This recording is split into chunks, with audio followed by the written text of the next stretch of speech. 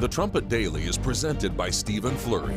The program analyzes world news and history from a distinct perspective and compares current events to prophecies found in the Bible. The program also offers free educational publications, including the Trumpet News Magazine and books and booklets. The Trumpet Daily is produced at the Philadelphia Church of God's home campus in Edmond, Oklahoma, and its sister campus in Edstone, England. More information is available at thetrumpet.com.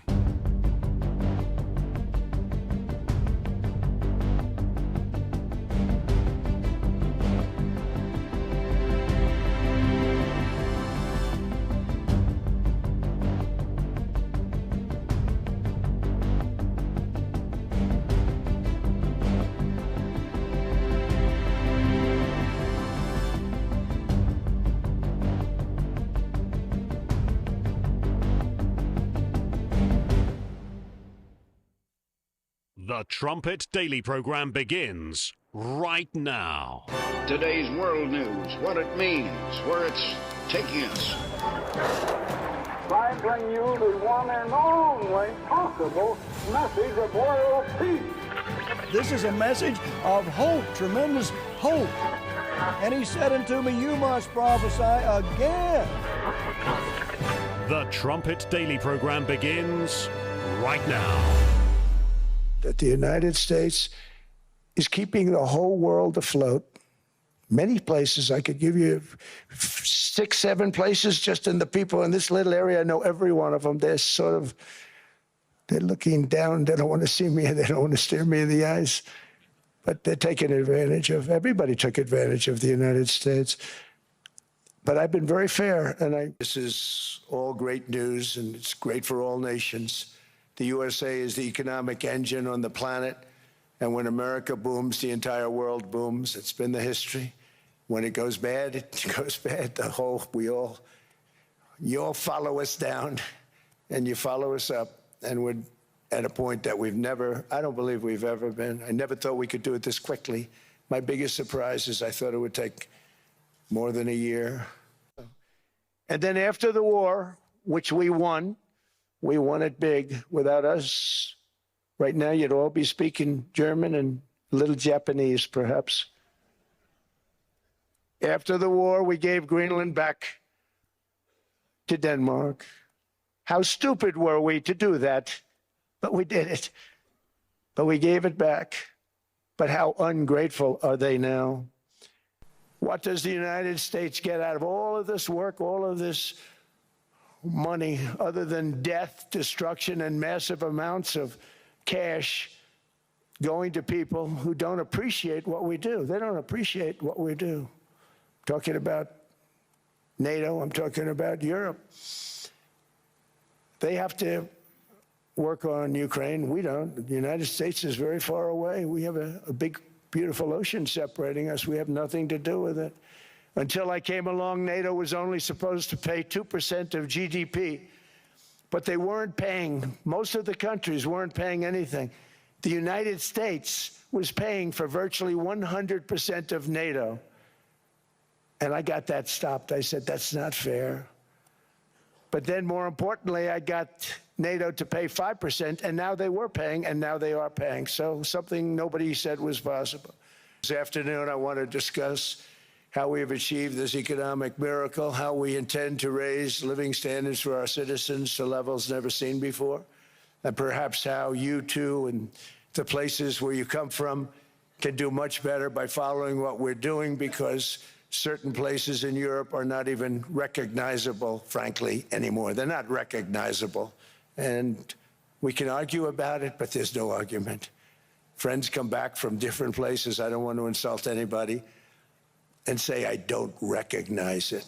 And that's not in a positive way. That's in a very negative way. And I love Europe, and I want to see Europe go good. But it's not heading in the right direction. Because of my landslide election victory, the United States avoided the catastrophic energy collapse which befell every European nation that pursued the Green New Scam. Here in Europe, we've seen the fate that the radical left tried to impose on America. They tried very hard.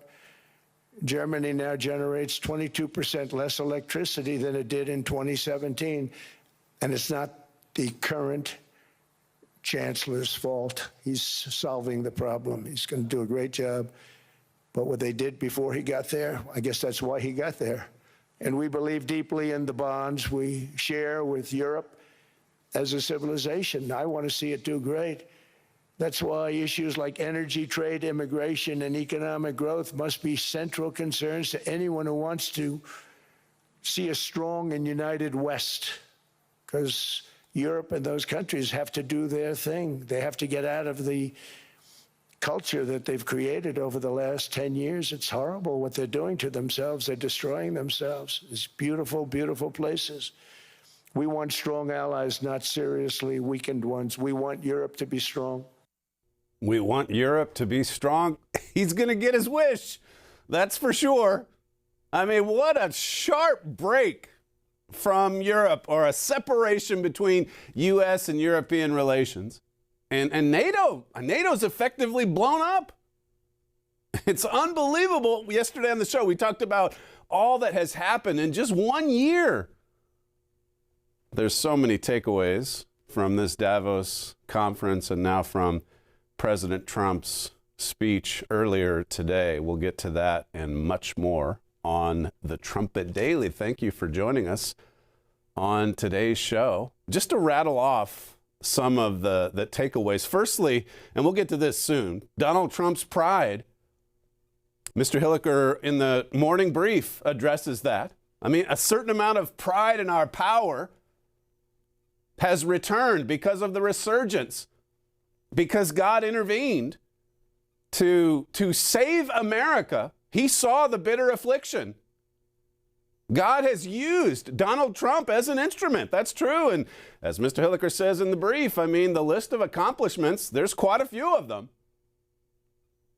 But as you'll see here in a second, I mean, he's taking full credit for all of them. I mean, the amount of pride and arrogance that's on display, it's stunning. We'll come to that, as I say. But another takeaway, I mean, how much can you possibly underestimate Germany and Europe? I mean, yes, he's dealing with a lot of technocrats, a lot of globalist elites. And another takeaway is that a lot of what he's saying is true. It's just so combative and adversarial. It's Europe's wake-up call, for sure. And you'll hear that in some of the other clips we play here in just a second as well. A new world economy, that's being discussed this week as well. There's another takeaway, an important story from the Wall Street Journal today. Countries, even like Canada, are turning to other partners besides the United States. And you heard yesterday from those clips that, you know, once the dollar wasn't pegged to gold back in 1971, I mean, you just see the U.S. currency getting weaker and weaker and weaker over time.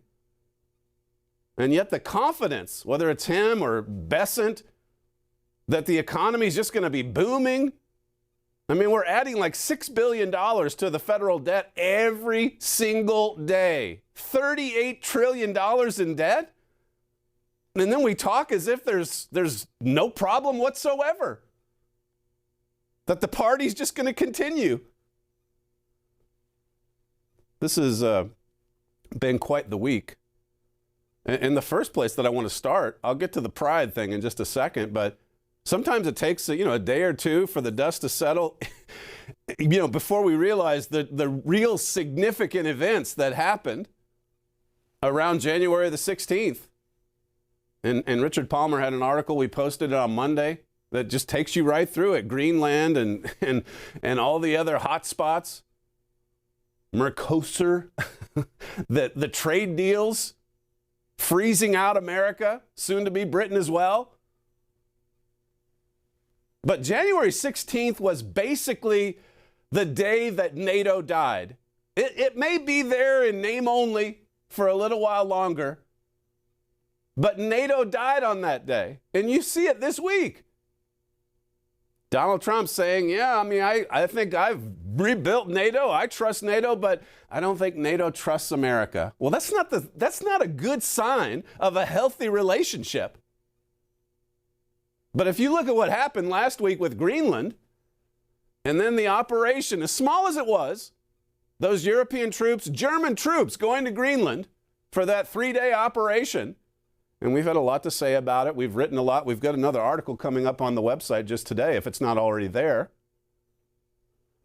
To quote the Trumpet.com, after contentious talks between Danish and American officials on January 15th, that's last week, last Thursday, a spokesman for EU Foreign Affairs said that in the event of a violent conflict over Greenland, Germany and the EU states would be required to assist Denmark's request because Greenland is part of Denmark's territory and thus falls under the mutual solidarity clause of Article 42 of the Treaty on the European Union. So just never mind that all the nations at play here are NATO members. Now it's the European Union. And everything about that operation, as small as it might have been, and it was more about the optics than anything else, but sending 15 German soldiers over to Greenland on January the 16th, this was not a NATO operation. This was an operation in opposition to the nation that's been heading up NATO since the end of World War II. That would be the United States of America. That's why you see such a combative tone, not just from President Trump, from Carney, from European leaders, Ursula. They're giving speeches in such an adversarial tone. Where is this leading? Are we underestimating Germany? We certainly are. I mean, we've been at war with Germany for a century. There have been a couple of recesses here and there. This last one maybe has gone on long enough. Why? Well, because the United States, through NATO, basically occupies Europe. All those bases all over Europe and the missiles and the military, the show of force. Well, now that's on the way out. Now NATO's blowing up. Now they're looking to Asia. They're looking to Latin America. So is Canada. They see the bad orange man, Orange Hitler. They see him as, the Putin that's out west. You've got Putin to the east, and now you've got Trump to the west. And these are significant developments. Yes, the operation was just 3 days, but those German troops heading abroad to Greenland, of all places, that's a sign that NATO's over. It's finished. Another takeaway from all of this, and this is something that you only get on the Trumpet Daily or at the Trumpet.com. Another takeaway, this is what's discussed behind closed doors. Germany wants war. They want another round. They do. And we know this from Bible prophecy. We know this from history. We know this from declassified documents. It just went underground. It was just out of sight. It's kind of like I've been saying with the angels and the demons. We've been discussing this in Fundamentals of Theology. But Herbert Armstrong makes the point in Mystery of the Ages that, people don't believe in the spirit world because it's invisible. But in fact, the spirit world's more real than the physical because it came out of the spirit realm. God created it. Just because the beast power is underground and seemingly invisible doesn't mean it isn't there. It's there, and it's about to come into full view. Like I say, dealing with the technocrats, a lot of what he's saying is true. He's saying it right to their faces. They're looking down, going by what Trump says. But dealing with the Daniel 8 man is going to be very different. That's not going to be a globalist technocrat. That's Europe's strongman. And we've been preparing you for his arrival for decades. And so this break in the transatlantic relationship, it is huge. As I said on yesterday's show, I mean, this is a president that's done more. I mean, his number one accomplishment over the past 12 months, if you just look at it prophetically, is to open the way for, as he declared, a strong Europe. He wants a strong Europe, and he's about to get one. He thinks that a strong Europe is going to be a strong ally for the United States. But look at what's happened just in the last week. Look at what's going on over Greenland. Look at the tone, the combative tone of all these speeches. You have to see where this is headed. This was President Trump earlier today as well, clip 12. But the problem with NATO is that we'll be there for them 100%. But I'm not sure that they'd be there for us if we gave them the call. Gentlemen, we are being attacked. We're under attack by such and such a nation. I know them all very well. I'm not sure that they'd be there. I know we'd be there for them. I don't know that they'd be there for us. So with all of the money we expend, with all of the blood, sweat, and tears, I don't know that they'd be there for us. They're not there for us on Iceland, that I can tell you. They're not there for us.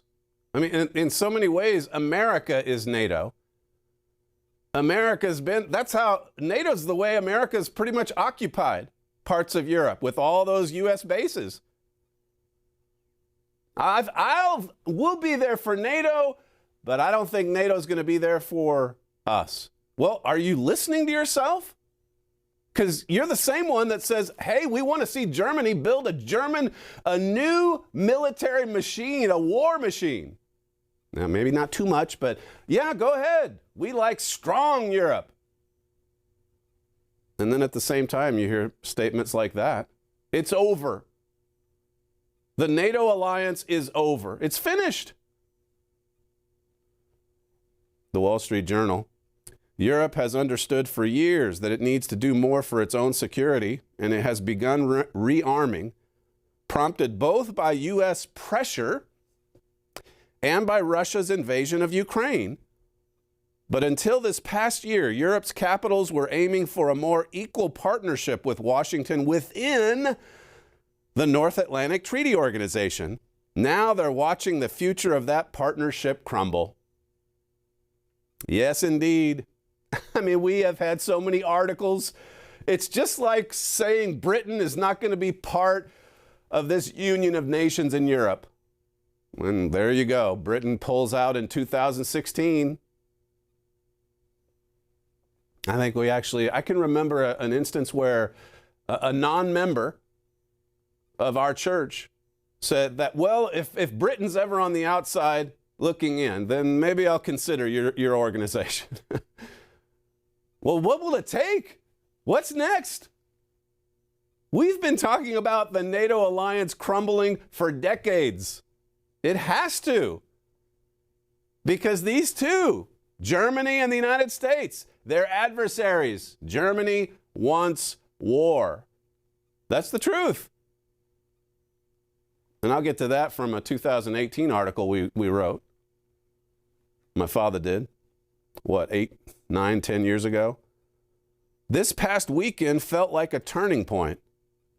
The director general of the London-based Defense Studies think tank says, Ellis said it was remarkable to see thousands of people in both Greenland and Denmark, long among the U.S. closest allies, protesting the U.S.'s actions. No longer friends, now enemies, you see, just as the Bible prophesies. It's pretty amazing. I mean, Donald Trump is severely underestimating Europe's strength, or it's gaining strength. And at the same time, I mean, he's waking them up. And I'll get to that section in just a minute as well. This is from the Morning Brief. While restoring the pride in our power, President Trump is falling victim to another very dangerous form of pride. Here again, the Bible has a lot to say about this. Listen to this from also from Davos this morning, clip 13. I did a lot of big things, all perfectly executed. Everyone was perfectly executed. Somebody told me that, a military expert told me, "Sir, everything you've done has been perfectly executed." I said, "I know." Everything perfectly executed? Mr. Hilliker says he has always been a prideful man. Lately, this has been erupting into unbridled arrogance and hubris, boasting of his accomplishments, scoffing at any and all criticism or naysaying, elevating himself beyond history's greatest luminaries. Meanwhile, I think he told in the round table after his speech that if Washington or Lincoln came back, they wouldn't be able to beat Donald Trump. Pretty amazing. Meanwhile, insulting other nations, humiliating and bullying them into doing his bidding, expecting them to snap into step at his mercurial whims. With just a handful of baffling, boorish remarks, President Trump is undermining and squandering whatever positive effects his policies could have. Why? For what purpose? I mean, why is this happening? Could the resurgence, the American resurgence, crumble just as fast as the NATO alliance has been in recent weeks in the lead up to January 16th? The list of accomplishments over the past 12 months, domestically anyway, it's quite long. It's impressive. As Mr. Hilliker brings out, I mean, it's hard not to have a lot of respect for this man. He's a man of action. But what if it's misguided? What if it's not perfectly executed? Listen to this from Secretary Bessent while at the Davos conference as well, clip 2. Just to follow into that, so you do not believe that the EU or the UK have any retaliatory financial instruments or measures in their bag that the United States should be worried about? No. Europe has nothing, no retaliatory financial instruments or measures for the U.S. to worry. We are not worried about a thing. This is exactly what you read about in the morning brief. The same spirit, the same mindset, the same attitude, lifted up with pride. He had a few other things to say about how things operate in Europe. Clip 14. Having worked with the Europeans, my guess is their next move will be to form a working group, the dreaded European working group that. We've seen a lot of working groups over the decades. We've seen a lot of working groups. It's hard to make decisions in Europe. It is. And sometimes... Well, Joe, 4 years into the Ukraine war, they're still buying Ukraine energy. They are buying refined products from India made from Russian oil. So 4 years in, the Europeans are still financing the war against themselves. Okay, again, just to go back to the point I made, when the Daniel 8 man shows up, you know, you won't be able to make fun of the working groups anymore because as the Bible says, Revelation 17 and verse 12, it says, and the ten horns which you saw are 10 kings which have received no kingdom as yet, but receive power as kings, it says, it receives power as kings 1 hour with the beast. We're talking about a beast power headed up by the Daniel 8 man, the German beating heart of Europe. It says, these have one mind and shall give their power and strength unto the beast. Now that's a working group, so to speak, that's going to wield terrifying force. So says your Bible. He was right. He was right. Brand new edition of this booklet. It's been newly updated and expanded. There's so much to cover. I was looking at my notes today saying, how do we cover all this in 55 minutes? All these angles, such significant developments. Told my producer yesterday, It feels like we're going to be giving the same program for the next several weeks. Hopefully it won't seem like it. Hopefully it'll seem like new content as we progress. The morning brief says, only by pride comes contention. That's Proverbs 13 and verse 10. Besides stirring him to pick fights with allies like Canada, Trump's pride is riling up Europe. It seems more than Russia invading Ukraine did. I mean, there are plenty of Europeans that now see Donald Trump as a greater threat than Putin. Where is this headed? Well, Bible prophecy tells us. Many prophecies, it says in the morning brief, show it is Europe that will bring America down. In his overconfidence, President Trump believes he is scoring a brilliant victory by kicking the hornet's nest and forcing Europe to defend itself. He is unwittingly doing the opposite. The war machine is not being built or constructed for defense. It's about to go on offense. It says here, pride goes before destruction, and an haughty spirit before a fall. Proverbs 16:18. It appears this Trumpian chapter in America's history could serve as the supreme example of this bitter truth in the history books of the future. I mean, the bigger the ego, the harder the fall. Listen to this from a press conference, I think it was yesterday, clip 19. Thank you very much. First of all, last year you told me that you believe that the reason you won the election is because God put you in this place so that you could save the world. Looking back 1 year, do you feel like God is proud of the effort that you've put in? I do, actually. I think God is very proud of the job I've done. And that includes for religion. You know, we're protecting a lot of people that are being killed, Christians and Jewish people, and lots of people are being protected by me that wouldn't be protected by another type of president.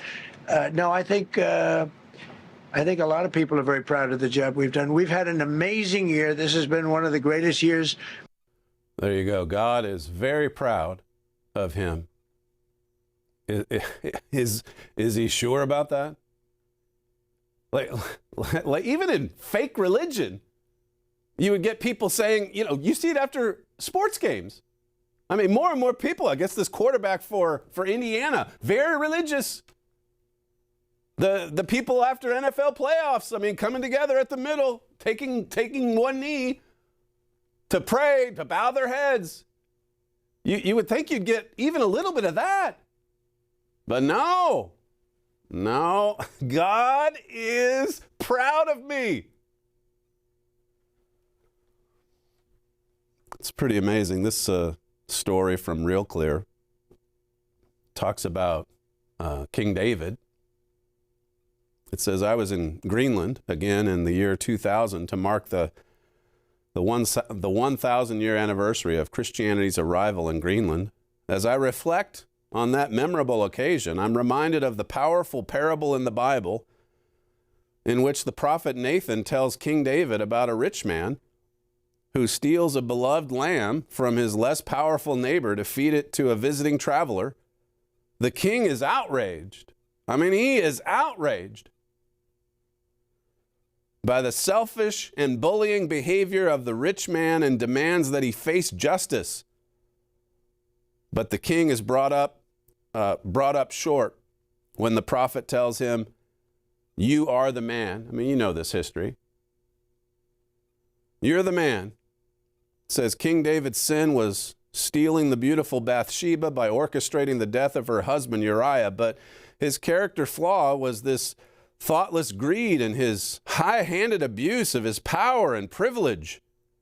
Let us hope that America emulates that brave young David who stood up to Goliath, not the compromised king who wrongly took something that did not belong to him. I mean, you can read about King David's repentance in Psalm 50. You know, basically, this guy's saying, you know, hopefully we get the David who was close to God and took down Goliath and gave God the credit. I mean, he showed up to the battle scene and said, listen, you guys are defying the armies of the living God. These are God's armies. And David went out, when everybody else was cowering in fear, David went out with courage. He was fearless. But the David that committed adultery with Bathsheba, he had drifted far from God. God was not happy with David. King David, not at that time in his life. And so he sent a prophet to say, listen, you better look at your sins. Forget about this little ewe lamb. You better look at yourself. You better see your sins. You better see the need for repentance. You better heed the words of God's prophet. That's the message. And it's not like it's just Donald Trump that needs that message. This whole world's about to explode because of sin. There's plenty to go around. What kind of a wake-up call are the events of the past 6-7 days for Europe? Well, just listen to the speeches. Listen to what they're saying. The Washington Post. Trump's insistence on controlling Greenland has pushed transatlantic relations closer to a breaking point than leaders or analysts say that they have seen in their lifetimes. I mean, you heard it from Nigel Farage yesterday. We haven't seen anything like this since the Suez Crisis. Some of America's once closest allies say they see no choice other than to hit back and to hit back hard. But evidently that doesn't even worry Besant or Donald Trump. God's pleased with them. And there's nothing Europe can do that Besant is worried about. Nothing. Well, what about when the Daniel 8 man shows up? What about when the trade war escalates? What about when the German war machine is finished? Listen to this. This is a montage of all these leaders basically saying, look, there's a new world order now. It's not going back to the way it was. And so we've just got to accept it. The new order is basically to oppose America, to be adversarial and combative. Clip 22. On the other hand, I would like to tell you that the other countries, especially intermediate powers like Canada, are not powerless. They have the capacity to build a new order that encompasses our values. The decades of Pax Americana are largely over for us in Europe, and also for us in Germany. It no longer exists as we knew it, and nostalgia is of no help here. Let me be direct. We are in the midst of a rupture, not a transition. Over the past 2 decades, a series of crises in finance, health, energy, and geopolitics have laid bare the risks of extreme global integration. If this change is permanent, then Europe must change permanently too. It is time to seize this opportunity and build a new, independent Europe. We know the old order is not coming back. We shouldn't mourn it. Nostalgia is not a strategy. But we believe that from the fracture, we can build something bigger, better, stronger, more just. The seismic change we are going through today is an opportunity, in fact, a necessity, to build a new form of European independence. Europe must speed up its push for independence, from security to economy, from defense to democracy, having the dialogue with our friends and partners, also if necessary with adversaries. The point is that the world has changed permanently and we need to change with it. And therefore, thank you and long live Europe. Long live Europe. I mean, it has a long legacy. A lot of history. Goes back a lot further than America's history. And what about some of those historical roots that they take pride in? Well, you need to read our book. I don't think it's up here. The Holy Roman Empire in Prophecy. The Bible says we're waiting on the seventh and final resurrection. And we're in the early stages of it forming. The empire's there. It just lacks the emperor.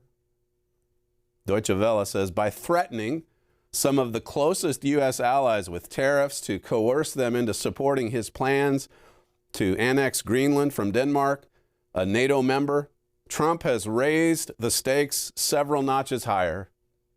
For the European leaders, the tariff threat is yet another major blow to the already damaged transatlantic relationship. The European Union has hit back against Trump's threats. You'll see now, more and more, it's the European Union, and even then, the European Union is weak. And the Bible prophesies it's going to be a mixture of iron and clay. It is going to be refashioned in some form or another. Revelation, I read it to you earlier. Revelation 17 tells us this. It's going to be 10 kings. So we know, I mean, there's other articles I have even on that point. I mean, everything is unfolding exactly the way the Bible said that it would. It says here, the episode has once again underscored Europe's need to shrug off its complacency and reassess its reliance on the U.S. for everything from defense to technology, a theme that's also a big talking point in Davos.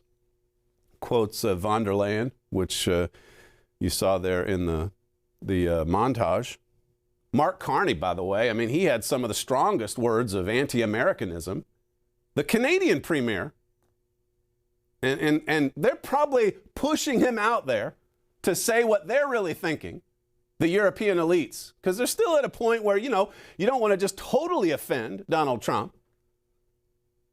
But even there, I mean, that's changing. Like I said at the top, I mean, the adversarial combative tone, it's all around. Europe's just missing its strongman. But the machine, the military machine, is being constructed. I played bits from this clip yesterday on the show. This is van der Leyen talking about the speed at which Germany, Europe, is building up a military, a force. Clip 16. Ladies and gentlemen, whether on trade or business, capital or energy, Europe needs an urgency mindset. As global competition gets ruthless, we must show real ambition, especially in those sectors vital for our independence. Take defense, for example. We have done more on defense in the last year than in decades before. So, again, we've just talked this week about the 1-year anniversary. All that Donald Trump has done in 1 year. It's a long list. Now, take this past year for Europe and building up its war machine. As she said there, we've done more this past year than we've done in decades. So what happens after another year of speeding things up, of pouring more money into it? Another year of that alliance being completely broken, the Transatlantic alliance. Well, just project ahead a little bit. Have some vision. And you know what's coming. This Politico piece talks about Franco-German tensions jeopardizing the EU's drive for a common front against Donald Trump. I mean, here again, when you understand the 10 toes, the 10 kings, you can the European Union, as it exists today, it is going to blow up in some form or fashion. But that doesn't mean the empire isn't coming. It is. Berlin is promising a common position with Paris to deal with Trump, but the EU's most important relationship is mired in problems. Just as Europe needs its Franco-German power couple to unite to tackle U.S. President Donald Trump's growing menace to Greenland, relations between Paris and Berlin are under strain. There's a lot of power playing. There's a lot of pride to go around. This tweet that I saw underneath this article says the Germans and the French are already fighting over how to respond to Trump. France wants to act tough, but have Germany pay for everything because France has massive budget issues and can't afford to do anything. Germany is massively outspending France on military spending and aid to Ukraine, but France's Macron wants to take the leadership role. See, there's all kinds of infighting, haggling, lots of pride, lots of human nature. And then it says, when the strong man appears, well, then all 10 kings are going to have one mind. They're going to be in agreement. And they're going to have power. They're going to have that iron-like power for just a short period of time. Everything, as I say, unfolding exactly the way God said that it would. My father wrote an article, September 2018, Germany and Russia's secret war against America. I mean, now it's not so much a secret. Now, I mean, Germany sees Trump as a greater threat. January 16th, of all days, we're going to send some German troops into Greenland. It says here, America spent billions raising Germany from the rubble of World War II and billions more keeping the peace in Europe. You see, and that's true. And when Trump gets up there and says everybody's been taking advantage of the United States, I mean, that's pretty much true. But the United States put all those billions in there. If you go back to why they established NATO in the first place, the first NATO general guy, he said it's to keep Germany down. It's to make sure Germany doesn't have a military. That was the whole point. It's to keep Germany, it's to keep America in. And America was in Europe for decades. It says here, Germany would not be where it is today without the vast amount of help America supplied. President Trump mentioned this. Well, he quotes Trump. This is going back to the first term. But again, he did come in, you'll remember, and he called them out. You're not even paying 2%, and actually it should be 5%. Why are we paying for everything? So now we've gone from that, getting others to pay into it, the defense of their own country. Now we've gone from that to, well, now they're paying 5%, but the alliance is severed. The alliance is being separated, and it's going to be a permanent divorce. So what we're left with is all these European powers just waiting for the emperor. But these powers that are coming together and that are in the process right now of building a war machine, they're going to have it. Donald Trump is going to have his wish. A strong Europe. What was that clip? We played it for you yesterday. This is President Trump from back in June, last summer, clip 18. Is Germany doing enough on defense? The Chancellor wants to, Is Germany doing enough on Chancellor wants to defense? spend 3.5. Well, I don't know. I mean, I haven't discussed it very much. I know that you're spending more money on defense now, and quite a bit more money, and that's a positive thing. I'm not sure that General MacArthur would have said it's positive. You know, he wouldn't like it, but I sort of think it's good. You understand what I mean by that? I understand. He made a statement: "Never let Germany rearm." And I said, I always think about that when he says, sir, we're spending more money on defense. I say, oh, is that a good thing or a bad thing? I think it's a good thing. But, you know, at least to a certain point. There'll be a point when I'll say, please don't arm anymore if you don't mind. God is very proud. He believes God is really, really proud of him. He disagrees with MacArthur and Churchill. And if Abraham Lincoln and George Washington were here, he'd blow them away politically. And Germany needs to have a new and very modern military machine, a war machine. And we want a strong Europe. My father says in this article, why would Germany be spurning that history? Many elite Germans feel their nation has now gotten all it can from the U.S. and they're ready to move on. I mean, here again, tomorrow's news today. This was an article at the Trumpet in 2018. Some of the players along the way, the faces changed, but you know, the prophecy is the same. You get rid of the globalist technocrats and replace them with the Daniel 8 man and his 10 kings, and everything's going to look very different. And it'll happen fast. And if there's anything the last year has shown us, it's that prophecies are accelerating. Fulfilled prophecy, it's accelerating. You know, you have the technocrats out front, but what about the German industrialists? We've had articles on that over the years. What about when the mind change happens, like it's described in Nahum and Habakkuk? This world, I mean, Satan and his demons are confined to this earth. We went through the passage in the Gospels this morning where, you know, the demons, they understand and know there's power in Jesus Christ and God the Father, and they have to submit to that power. Christ was dealing with a madman who had a legion of demons.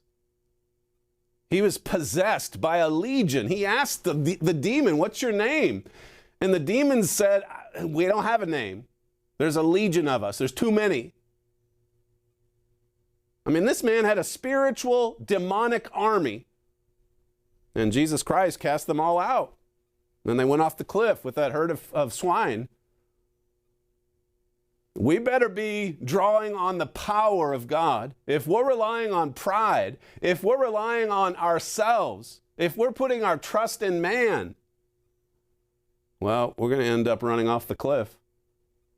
We're not going to survive. We won't be strong enough. It says here, they've gotten all they can from the U.S., and now they're ready to move on. Some powerful Germans today are thinking more and more about the Holy Roman Empire, and they want modern Germany to assume more power of its own in the spirit of that empire. They want to establish Europe as a mighty German-led superpower. And as part of this plot, and this is what's astounding, mind-boggling, is that the current leadership of the United States of America, they want a German-led superpower in Europe. President Trump said so today. We want a strong Europe. We want a strong military for Germany. We want to get our forces out of Europe. We want you to take care of Ukraine. Well, they're about to get all those wishes. These Germans know that NATO is an obstacle to their goal. Back when NATO was first founded, its first Secretary General explained its main purpose: keep the Russians out, the Americans in, and the Germans down. NATO was designed, NATO was created to keep the Americans in and to keep the Germans down. And so the German industrialists, the German elites, at least behind closed doors, they see NATO as an obstacle to building a war machine, to going after the United States for a third time in just 1 century. What are they behind closed doors? There's a combination of just seething hatred for President Trump, and at the same time there's jubilation. They're celebrating because they know NATO is done. The Transatlantic alliance is severed. And now we can go forward with the empire, the Holy Roman Empire. The notion of keeping the Germans down directly contradicts the imperialistic ambitions that are growing more intense among many elite Germans today. That's my father writing in 2018. And it's another way of saying Germany wants war. They want it. That's another takeaway from what we're seeing happen, just even in the last week. Germany's antipathy toward NATO is also clear in the fact that the country only spends about half the minimum amount the organization requires member states to spend. I mean, this is the only outdated point here. Now they're spending it. Now they're changing laws so that they can borrow more money to spend it on military hardware, the machine. It says here, now President Trump has called Germany out on its failure to meet that requirement. And I think rightfully so. Well, that was 2018. They weren't paying anything. They were relying on the American umbrella for protection against forces like Vladimir Putin's Russia. What a different world we're living in now. The Wall Street Journal, just to switch over to the economy for a minute. This is from the Journal. Greenland clash risks undermining America's place in world economic order. Escalating tensions over Greenland are supercharging a dynamic that was already underway, a shift in the world economic order that had put the U.S. at the center of the global economy. For investors the world over, America has long been a beacon of safety when uncertainty reigns, a nation whose deep and liquid financial markets are the premier destination for capital and home of a currency that is the something Roman or Latin, international safe haven, let's call it that. That is changing. That's changing. Trump's combative economic and foreign policies are compelling countries to invest elsewhere. I was telling Sam Livingston this morning, Donald Trump, he looked angry. He's very angry about what is happening in Europe. He's angry that they're not appreciative. He's angry that they won't give him Greenland. You wonder if maybe some of the anger stems from knowing that, hey, we better be careful. I mean, judging by what Besant says, maybe not. Maybe they have just total trust, 100% confidence in themselves. But when will reality set in? Well, let's see. What happens if we're frozen out of markets? What happens if they look elsewhere for trade partners? What happens when they have a military force that's massive and powerful? Maybe this could be a little dangerous. Either way, I mean, obviously, you're seeing a lot of pride, you're seeing a lot of anger, and you're obviously seeing a lot of demonic activity. Satan is the prince of the power of the air. He's the god of this world. And everything that we're seeing is of this world. It's of Satan's world. This article, the Wall Street Journal, it says Adam Posen, president of this institute, said the circumstances now are different from last year. He points not just to the escalating Greenland tensions, but the U.S. military intervention in Venezuela, the Justice Department's probe of Federal Reserve Chair Jerome Powell, and the administration's threat of new tariffs against countries in Europe despite its previous deals. It says here, I think there is a much better chance that we're going to look back and say this was the turning point. This was the turning point.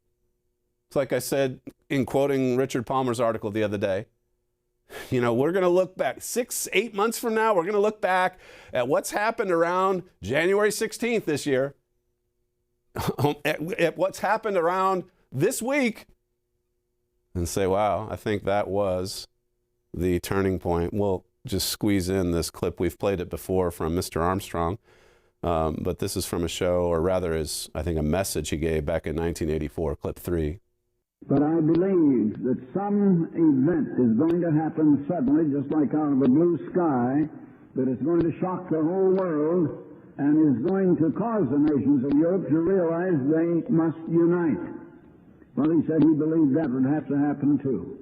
Well, now I think I can see what may be the very event that is going to trigger it, and that is the economic situation in the world. The event that triggers the union of those 10 kings, the economic situation. You could add trade to that as well. A new world economy. We're in the early stages of it. Everything is being realigned. And the one thing that you see across the board outside of America is a world that's uniting against the United States. That's all we have time for on today's show, the fastest moving hour in broadcasting. I took you a little bit over, but we won't charge you for that extra minute. You're listening to Stephen Flurry. This is the Trumpet Daily, and we hope to see you again tomorrow.